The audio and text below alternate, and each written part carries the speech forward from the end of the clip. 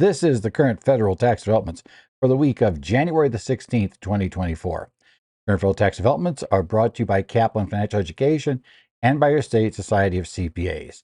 I'm Ed Zollers coming to you again here from Phoenix, which is cool for Phoenix, but very warm compared to the rest of the country right now. So hopefully the rest of you have made it through your weekend, and we're getting ready to start up tax season. We're getting closer. Still basically 2 weeks to go before the start of the actual processing season, but other things are up and ready to run. This week, we're going to look at the following developments in the area of tax. We're going to continue with the discussion of what's going on in Congress with talks on the proposed tax bill. Not really been a whole lot this week that's new, but there does appear to have been continuing talks. Certainly nobody's yet said that nothing's going to happen, so we'll take a talk about where we're at right now.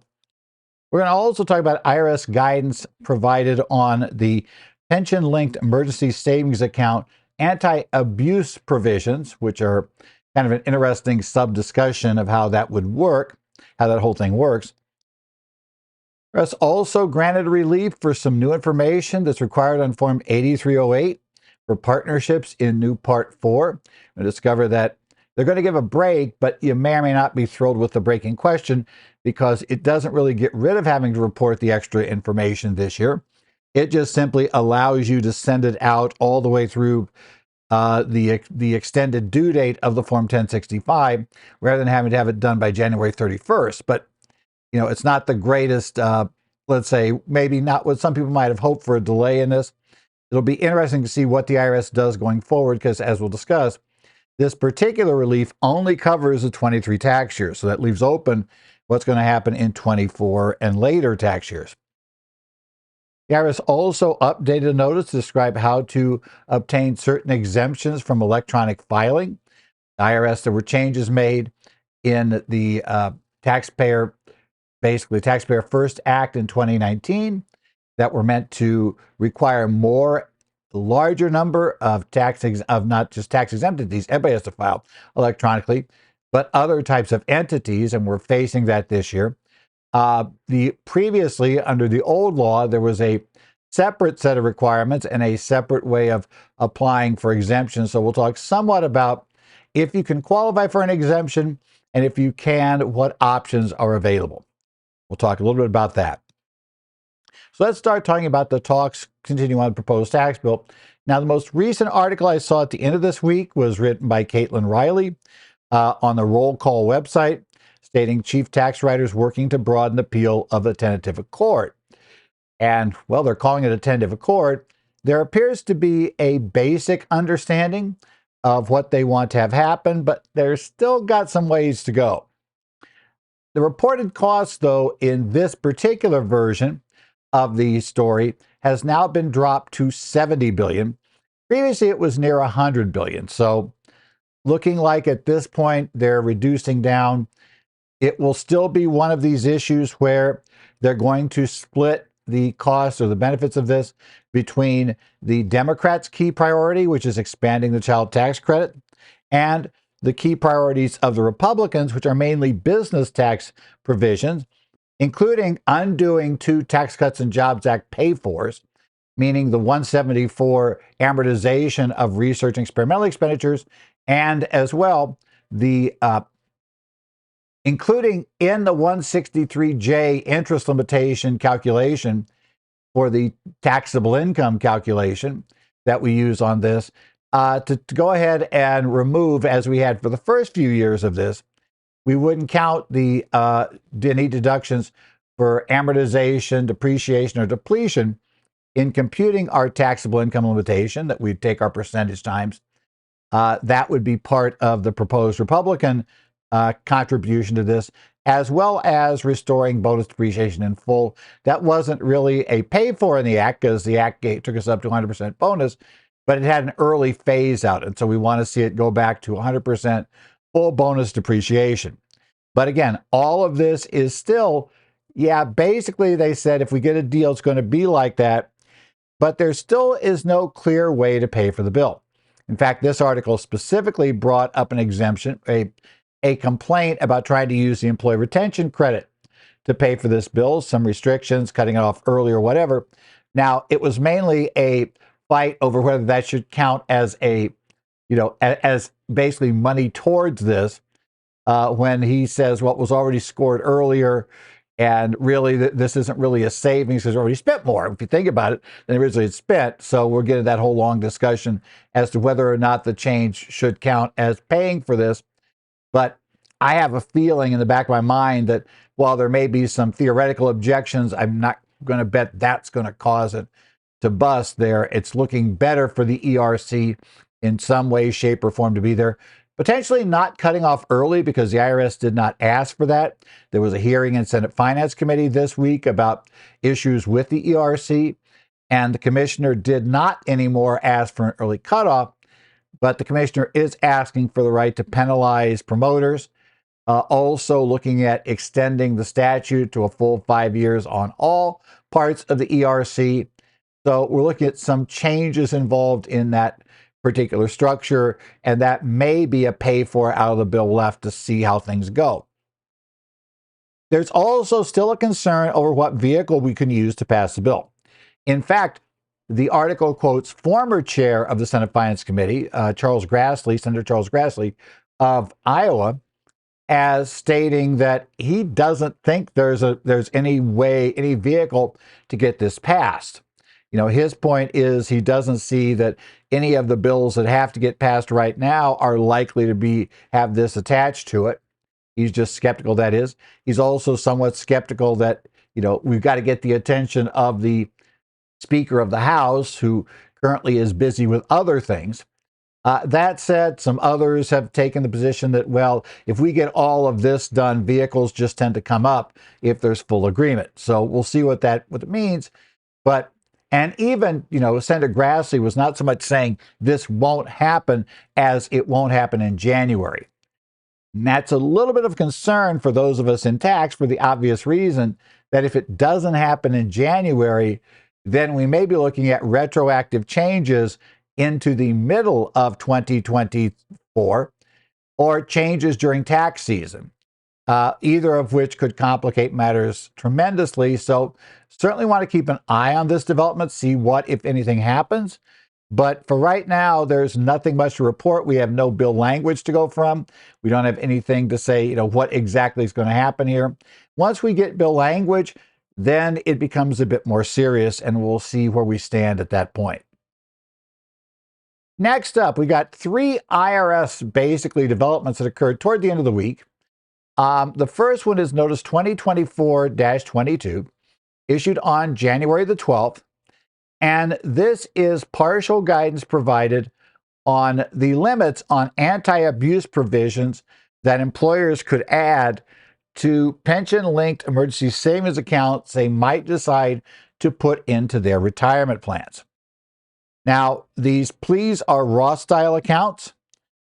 Essentially, they're capped at $2,500 that can be added to defined contribution retirement plans that take employee deferrals. So 401ks, 403bs, and government 457b plans are the ones that could hold this. Now, the point of this, it was added in the Secure 2.0 Act of 2022, was that you would have an account set up for non-highly compensated employees. You could set one up.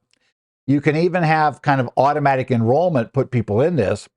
And what would happen is you would direct up to $2,500 of their deferrals would be directed into this employee savings account. And this account could be withdrawn and the $2,500 used at any time. You can't have more than $2,500 in it at a time. There also were a couple of other crazy rules involved in this, but the bottom line was it would allow them essentially to have this pool of funds. Now, there was a concern in this particular issue that some employers might be hesitant to adopt this provision because they might see ways that employees could kind of decide, hey, I'm going to contribute, but not really. I'm going to put the money in there, get the $2,500 in there, primarily to earn my matching contribution from the 401k, the 457b, whatever plan we're talking about.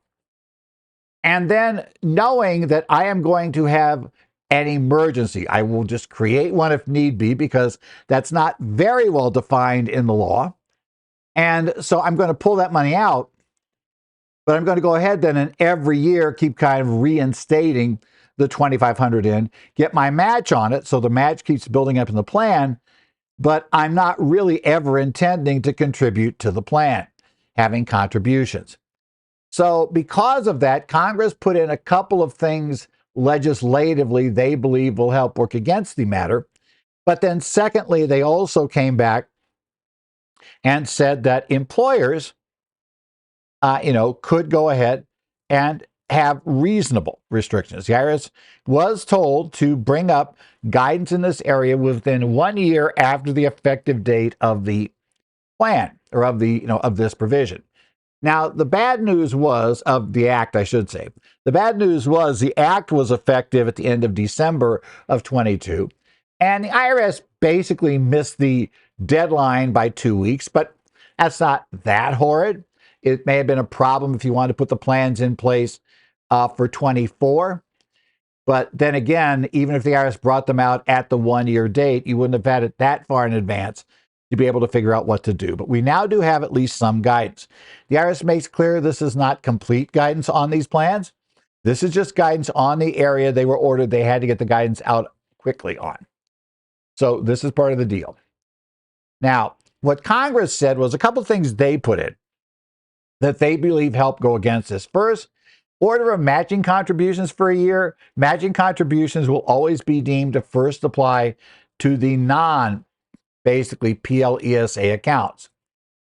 So the idea is, any matching goes to the other parts of the contribution first, as opposed to the savings account.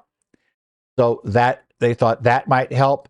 Also, the maximum matching contribution for the PLESA, the Pension Linked Emergency Savings Accounts, is limited to the plan's maximum deferral into those accounts. So no more than $2,500 if you just take the amount the law allows you to go up to, but you can establish even lower number. So they thought that's an option.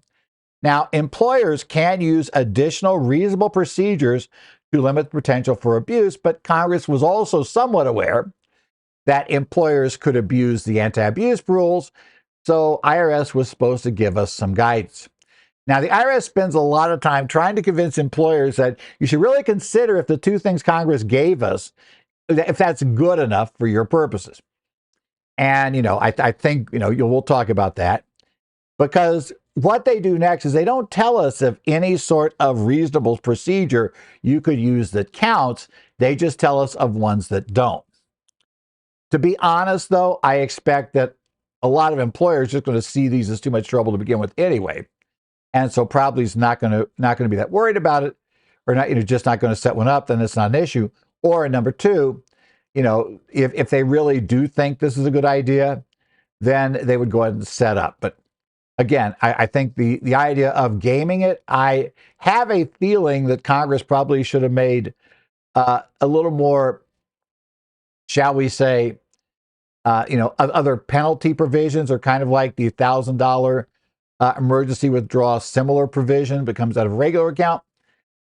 Maybe have a deal like that where they were not allowed to they're not allowed to use it except once every 3 years, or they would have to put the money back in. But whatever reason is not get around this issue of putting money in all the time, having the intention to pull the money back out just to attract the match. And I have a feeling that that's probably is going to slow up some employers from wanting to do this. Now, the IRS provides the following non-exclusive list of provisions that would be non-reasonable.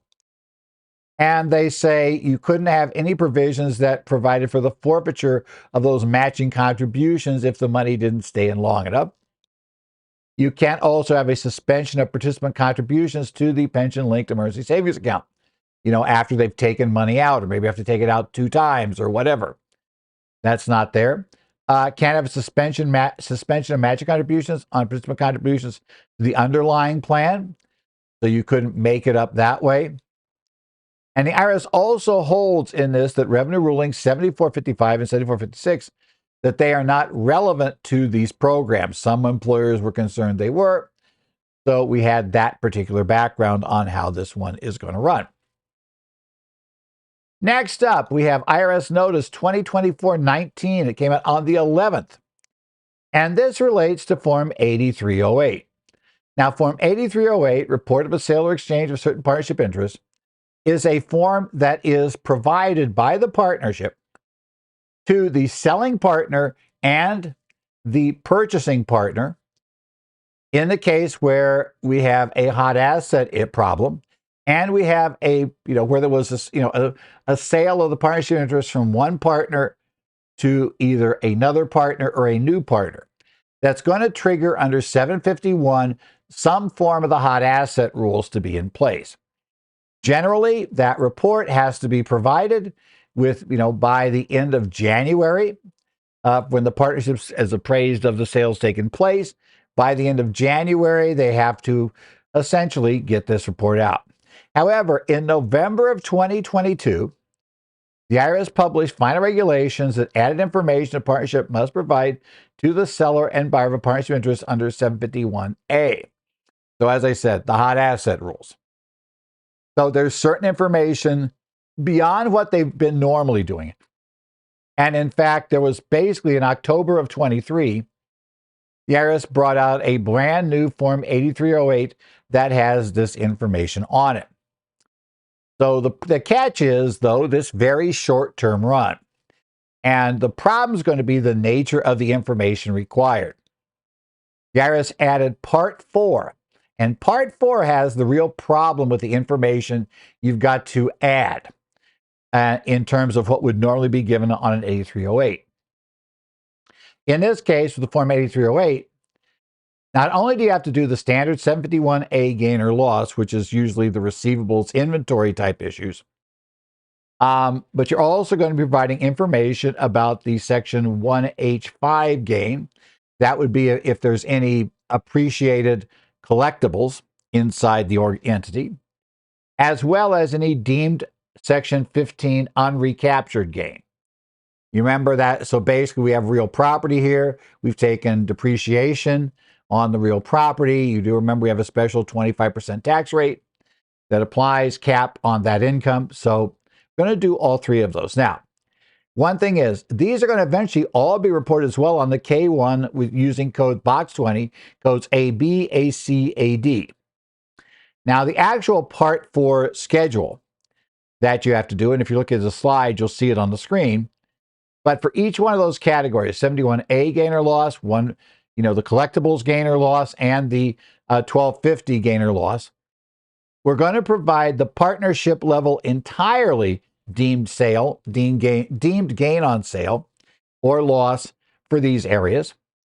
We're going to talk about then the percentage interest in the partnership that was transferred from one partner to another, or from an old to a new partner, as well as the number of units in the partnership transferred.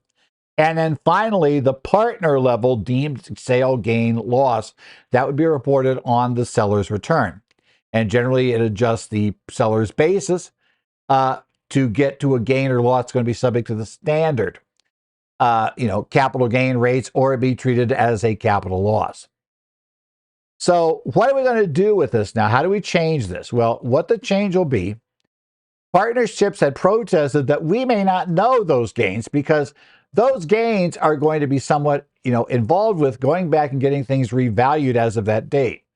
I don't know about you, but a lot of partnerships have trouble getting information, basically in time to do an estimate of the partner's income for their extensions in April. So it's like, there's a very good chance that data is simply not going to have been assembled up for a lot of partnerships when we look at the date there on January 31st. And it may also be significant if the partnership itself, owns interest in other partnerships. Things get messy quickly as to how it goes. So the IRS has granted relief, but the key issue to remember about this relief is it only applies to 2023 returns. That's important because this problem's not going away. I don't see how. It's not one of those things where it's, which we see sometimes, and it seems pretty obvious, just a whole bunch of people ignored the problem and didn't get ready to do anything about it. And now the year is supposed to happen. They whine they can't get it done in time. And so you get a 1-year deferral. So people actually this time get ready to do the reporting that they were ignoring. That's not what's happening here. This is a more fundamental problem of trying to get this data by January 31st. But this particular rule only applies for the 23 returns. So we'll have to watch later in this year, in 24, to see if the IRS makes revisions to the regulations or gives us some other form of relief here. I wouldn't be surprised to see new proposed regs come out, potentially divorcing. This information would not necessarily be on, if I was going to do it, it wouldn't necessarily be on the 8308, but rather it would just come out with the K1s to each of the two partners that are involved. I think that would be the simplest way to do it and would be in line mechanically with what's going to happen this year. But at this point, the relief is the partnership must provide all the information in parts 1, 2, and 3, the standard information, other than the 751A gain information, must be provided by the later of January 31st or 30 days from the date when the partnership is notified of the sale. Because that's also one of the real problems with 8308 reporting as well, is that a lot of times the partnership might not be informed of the sale until late, shall we say, somewhat very late after the end of the year. They're suddenly notified, oh, no, I sold my interest to, whoever this year. So yeah, we're going to have that particular issue. And then the Part 4 information is on the second page, 8308. That still needs to be provided. They didn't say you don't need to provide it, but it can be provided by the later of the due date of the Form 1065, including extensions, or 30 days from the date when notified of the sale. Same sort of secondary rule. So bottom line, in most cases, by the end of this month, you'll get most of the information out, what's on the front page 8308, but then you'll turn around and get the rest of the information together by the end of, by the time you file the partnership's tax return. That's the practical way it will happen. Again, doesn't really change anything in terms of, what's being reported this year. And obviously, the IRS is not saying they're going to do it this way next year.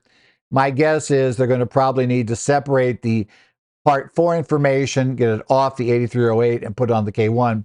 That's just my speculation. I have no direct influence on what the IRS does. Believe it or not, they don't call me up and ask questions. So we'll see what they end up doing.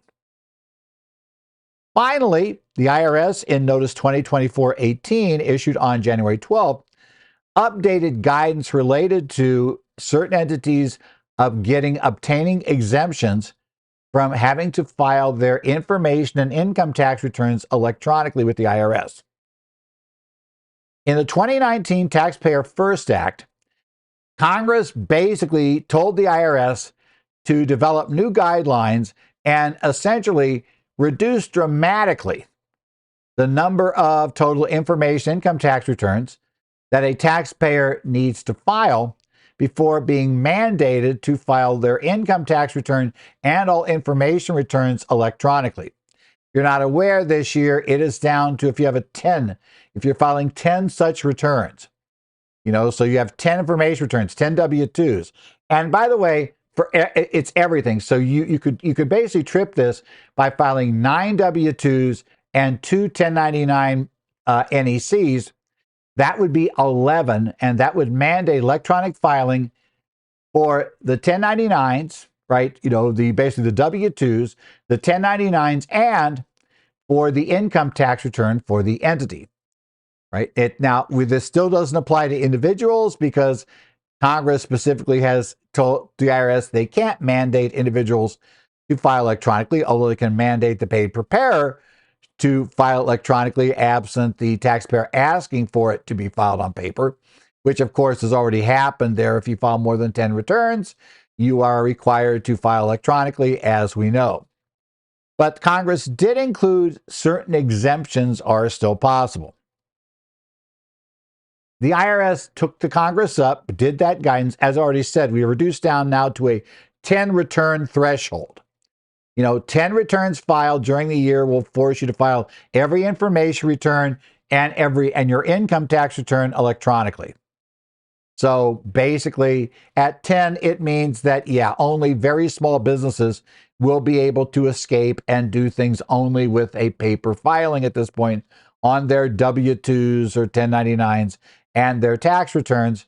So very small S corps, very small partnerships, etc., could still escape it, but a lot of anything with any reasonable sized operations will almost certainly have to file everything electronically for 2023 filings, the ones that are due by the end of this month. Notice 2024-18, the one we're talking about here, it adds to the guidance found in Notice 2023-60. That was issued last year when the regs came out, telling everybody that, the times they are changing, to quote Bob Dylan. And you're going to have to get ready to file electronically a lot more things right now. And hopefully this is not news to you at this point, that, entities must file things electronically.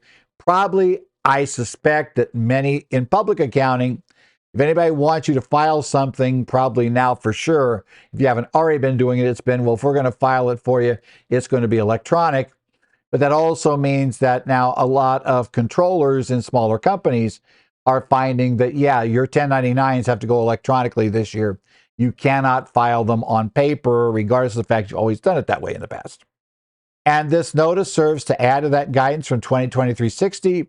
And it goes ahead, and I find this funny, it obsoletes Notice 2010-13, which was the pre-Taxpayer First Act guidance. But Notice 2023-60 told us that it obsoleted it. So apparently it's double obsoleted at this point in time, that old guidance. Now, what the IRS provides is some guidance in certain areas. Number one, there is the religious exemption. If the technology required to file electronically conflicts with the taxpayer's religious beliefs, then they are entitled to an exemption. Now, for information returns, they said, look, you should notify us ahead of time. They're running out of time for ahead of time right now, by filing Form 8508, application for a waiver from electronic filing of information returns. Or income tax returns for these entities, which by the way are the 1120s, 1120Ss, 1120Fs, as well as the 1065s. You would print in bold religious exemption at the top of page 1 of the return that you plan to file in paper form. They also suggest you pay attention to IRS instructions, publications, and things on their website related to this as well, talking about how to handle those returns that are subject to the exemption. There is a hardship rule as well. They mentioned that. That one, the IRS now is saying, we're not going to give you guidance directly in here. Rather, you're going to find guidance in revenue procedures the IRS may issue, publications, forms, instructions, or other guidance, including postings to the IRS website. Now, hardship would be a case where a taxpayer, let's say for whatever reason, does not have access to and can obtain access to, let's say, computer equipment necessary for the electronic filing. They may not have the phone lines, various other reasons.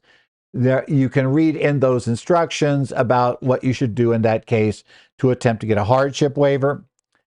The law also allows the IRS, in addition to the hardship waiver and the religious waiver, to have other administrative exemptions where the IRS deems it helpful for tax administration.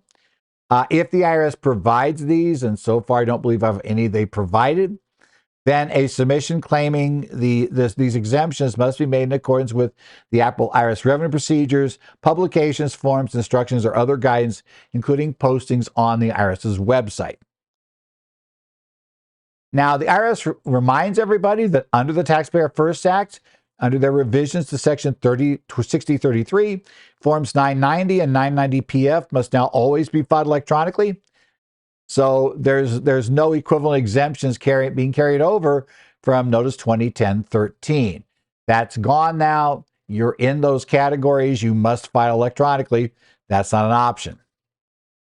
For a case where you attempt to file electronically, but you cannot get a return accepted, and that's for any of the categories, for any of the entities. In either case, they point you toward a couple of publications to tell you how to deal with this. If you've had rejects, you can't get them accepted. Publication 4164, Modernized E-File Guide for Software Developers and Transmitters, And publication 5717, Information Returns Intake System, IRIS, Taxpayer Portal User Guide, has information on how you should handle it, how you're going to send things forward, what's going to happen if you've had a series of rejects and you can't get things processed through. So just be aware of that. We're kind of looking at that and seeing what else is happening. Other thing I'll mention, do not have a slide for it this week, but I will mention it because we talked about this quite a bit recently. But there were on Friday, January the 12th, the IRS, or I should say FinCEN, did add a whole new series of information Q&As. So there's some more updates to Q&As on the FinCEN, or on the FinCEN, let's say, FinCEN web, the FinCEN FAQ for the beneficial ownership information reports. That data went up, and this particular set of data, like I said, we have a lot of things that went into that category where we were allowed to start adding these particular issues. You may want to take a look at that. As I've said before, you really should be looking there in any event, just so that you know when things go up and are working, when things go up there, because they keep adding to it. They've done quite a bit for. It does have some interesting special cases, like what do you do if right now there's a fight, there are different people fighting, claiming they each really own the shares or the interest in the partnership. How do you report that? They tell you how to handle that particular situation, which I admit seems like one that could come up and then could be a problem. They talk about a number of other issues. They clarify, which I thought was fun, if a third-party courier delivery service delivers, like when you apply to be your escort, let's say you apply to set up your LLC, and the paperwork they don't take electronically, so you have to deliver the paperwork to, let's say, the state capitol, to the Secretary of State's office. They do clarify that the UPS guy that walks in there is not a company applicant. I thought that was nice of them. Under that particular issues. Also talking about when you use automated incorporation service, like, you go online and you get one of those services that will, incorporate you or get the corporation going in a state, get an LLC running. The person actually just asked the automated system to put the things together is going to be the company applicant, not that online company.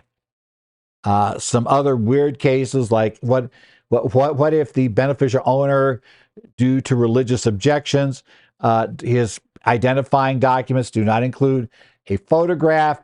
Can we still use that? Yes, you can upload that in those sorts of things. They also talk about the case where if somebody claims they don't have a permanent residence, they say, well, report where they are right now and update in 30 days every time. Just keep, I don't care if they don't have permanent residence, report where they're at right when you file it. And then if they move it, if they, they go somewhere else, and every time they do it, apparently you need to update the report. So that'll be one of those issues. All of those things. And there was a slight update to the answer to the question of how can you use a FinCEN identifier. So as I noted, just keep your eyes on the FAQ on the FinCEN website. That is at fincen.gov/BOI. One of the options there will be their frequently asked questions. I do suggest you check in there every so often. You scan, you look for an updated date. That's how I discovered this on Friday. I go in there. Now, I think what I look for is, when I get on the screen, I look for ED space JAN. And the reason I'm doing that is for basically so I can find the end, which I forget, it's not updated, but anyway, published or whatever on, and then month, date, year. You can't just search for January, because a lot of things will get you the January 1st of 2014 or 15 dates. But I found the ED space JAN was good to find.